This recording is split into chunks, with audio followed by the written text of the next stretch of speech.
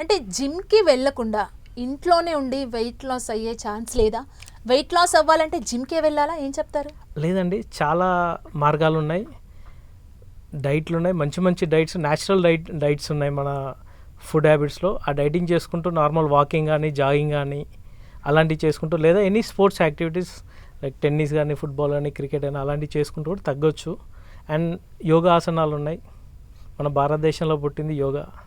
ఆ యోగాలో కూడా చాలా మార్గాలు ఉన్నాయి వెయిట్ తగ్గడానికి. అలాంటివి చేసుకుంటే ఆటోమేటిక్గా తగ్గిపోతారు. అండ్ ఇంకొకటి ఏంటంటే చాలామంది స్టెరాయిడ్స్ తీసుకొని జిమ్ చేస్తూనే ఉన్నారు. ఎందుకంటే వాళ్ళు బాడీని బిల్డ్ చేయడం కోసం చాలామంది యూస్ చేస్తున్న సిచ్యువేషన్ కనిపిస్తుంది. అంటే స్టెరాయిడ్స్ తీసుకోవడం వల్ల వచ్చే అనర్థాలు ఏంటి, ఏం చెప్తారు? మంచి క్వశ్చన్ అడిగారండి. బిఫోర్ 90s 1900 కంటే బిఫోర్ కూడా చాలామంది బాడీ బిల్డర్స్ ఉన్నారు. అవును, ప్రపంచవ్యాప్తంగా చాలామంది బాడీ బిల్డర్స్ ఉన్నారు. కానీ అప్పుడు ఎలాంటి స్టెరాయిడ్స్ లేవు. వాళ్ళు న్యాచురల్ ఫుడ్, మనకు దొరికే ఫుడ్ తినుకుంటూనే ప్రోటీన్తో వాళ్ళు బాడీ బిల్డింగ్ చేశారు. బట్ ఇప్పుడు జనరేషన్ ఏంటి అంటే ఇమ్మీడియట్గా ఇన్స్టెంట్గా నాకు మజిల్ కావాలి, ఇన్స్టెంట్గా సిక్స్ ప్యాక్ కావాలి అనే దాన్ని ఆశతో ఈ ప్రోటీన్స్ అనేటివి, ప్రోటీన్ షేక్స్ అనేటివి తీసుకొని ఈ స్టెరాయిడ్స్, అందులో స్టెరాయిడ్స్ కూడా యాడ్ చేసుకొని విగరస్గా ఎక్సర్సైజ్ చేయడం వల్ల మజిల్ వస్తుంది అనే ఉద్దేశంతో స్టెరాయిడ్స్కి అలవాటు పడుతున్నారు. దానివల్ల డెఫినెట్గా వాళ్ళ హెల్త్ ఇష్యూస్ కానీ చాలా మటుకు ప్రతి హెల్త్ ఇష్యూ, చాలామందికి స్టెరాయిడ్ తీసుకున్న వాళ్ళకు బ్లడ్ ప్రెషర్ ప్రాబ్లం ఉంటుంది, వాళ్ళ స్టామినా తగ్గుతుంది, వాళ్ళకి ఈజీగా ఇరిటేట్ అవుతారు, కోపం వస్తుంది. ఇలాంటి చాలామందిలో అది చూసాం మేము. ఓకే. అండ్ ఇంకొకటి ఏంటంటే జిమ్ చేస్తుంటే డీహైడ్రేట్ అయిపోతుంటారు. సో డీహైడ్రేట్ అయిపోవడం వల్ల కూడా స్ట్రోక్స్ వచ్చే ఛాన్స్ ఉందా? డెఫినెట్గా అండి. మన బ్రెయిన్, మన హార్ట్, దానికి కావాల్సిన వాటర్ కూడా మనం అందించాలి.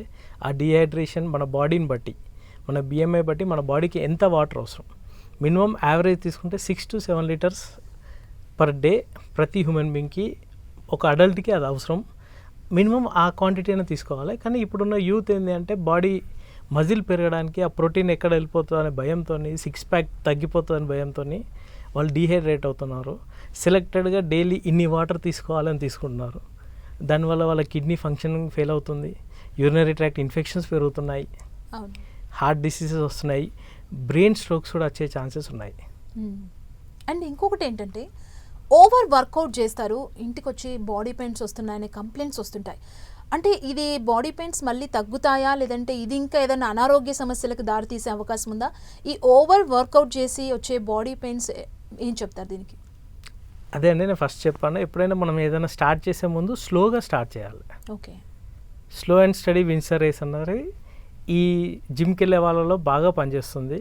ఇమీడియట్గా ఓవర్ స్ట్రెస్ అయ్యి ఓవర్ ఎక్సర్సైజ్ చేయడం వల్ల, ఈరోజు ఫ్రీ ఉంది నేను ఎక్సర్సైజ్ చేస్తాను 3 hours 4 hours కంటిన్యూస్ జిమ్లో ఉంటాను, డెఫినెట్గా వాళ్ళకు మన బాడీ అది రిసీవ్ చేసుకోవాలి. దానికి సరిపడా ప్రోటీన్ మన బాడీలో ఉండాలి ఆ టైంలో. అది తీసుకోకుంటే వాళ్ళకి ఆటోమేటిక్గా పెయిన్స్ ఇవన్నీ వస్తాయి. వాళ్ళు ఏం చేసి జిమ్ చేస్తారు, ఇమీడియట్ రెస్ట్ తీసుకుంటారు. ఆ పెయిన్స్ తగ్గడానికి మళ్ళీ స్టెరాయిడ్స్కో, పెయిన్ కిల్లర్స్కో వాటికి అలవాటు అవుతున్నారు. ఓకే. అలా చేయకూడదు, అది చాలా మన బాడీని మనమే డ్యామేజ్ చేసుకున్నారు. ఓకే. అండ్ ఇంకొకటి ఏంటంటే ఉమెన్ కూడా ఇప్పుడు జిమ్లో చాలామంది జాయిన్ అవ్వడానికి ఇంట్రెస్ట్ చూపిస్తున్నారు, జాయిన్ అవుతున్నారు, వర్కౌట్స్ చేస్తున్నారు. అంటే ఫిట్నెస్ బాగుండాలి అని చెప్పి. సో వీరికి గైనిక్కి సంబంధించి ఇష్యూస్ ఏమైనా వచ్చే అవకాశం ఉందా ఓవర్ జిమ్ చేయడం వల్ల? చెప్తున్నాను కానీ యూటీఐ మెయిన్. ఉమెన్స్లో అయితే యూటీఐ ఇన్ఫెక్షన్స్ చాలా ఉంటాయి. ఎందుకంటే వాళ్ళు డైట్ కంట్రోల్ కానీ, ప్రోటీన్ తీసుకోవడం కానీ, అండ్ వాటర్ ఇంటేక్ తక్కువ వల్ల యూరిన్ ఇన్ఫెక్షన్స్ ఇలాంటివి వచ్చే ఛాన్సెస్ ఉన్నాయి. అండ్ వాళ్ళకు కూడా హార్ట్ అటాక్స్ కానీ, బ్రెయిన్ స్ట్రోక్ వచ్చే ఛాన్సెస్ కూడా ఉన్నాయి డీహైడ్రేషన్ వల్ల. అండ్ వాళ్ళకు బ్లడ్ కూడా తక్కువ ఉంటుంది చాలామంది లేడీస్లో. అవన్నీ చూసుకుంటూ వాళ్ళ ఫుడ్ హ్యాబిట్స్ అవన్నీ మార్చుకుంటూ చేసుకోవాలి.